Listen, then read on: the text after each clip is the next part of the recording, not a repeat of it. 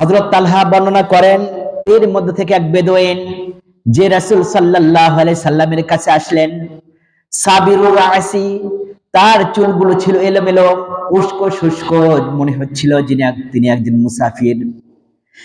এসে রাসূল সাল্লাল্লাহু আলাইহি সাল্লামকে বললেন, ফাকালা ইয়া রাসূলুল্লাহ, রাসূল সাল্লাল্লাহু আলাইহি সাল্লামকে বললেন, হে আল্লাহর রাসূল, আখবিরনি, আমাকে সংবাদ দেন, মা ফারাজাল্লাহু, আল্লাহ যা ফরজ করেছেন, আলাইয়া, আমার প্রতি, মিন সালাতি, নামাজ।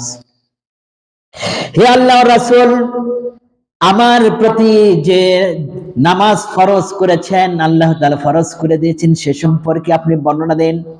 ফাকালা রাসূলুল্লাহ সাল্লাল্লাহু আলাইহি সাল্লাম বললেন, আস-সালাতু খামসা, দৈনন্দিন প্রতিদিন তুমি 5 ওয়াক্ত সালাত আদায় করবে, ইল্লা, তবে, তাতাশায়ান, যদি এইটা ছাড়া তুমি যদি আরো কিছু আদায় করতে চাও সেটা তোমার জন্য ভালো।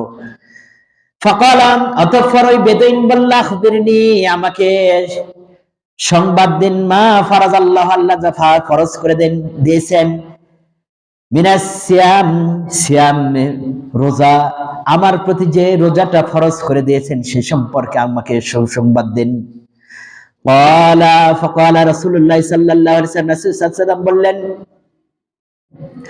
শাহরু রমজান, রমজান মাসে সিয়াম সাধনা করা, ইল্লা আনতা তাশায়ান, তবে যদি রমজানুল মুবারকে ওটা তো পালন করবে, এটা ফরজ তোমার জন্য, সেটা ছাড়া অন্য সময় যদি এটা তুমি অনুসরণ করো তাহলে তোমার জন্য এটা আরো ভালো।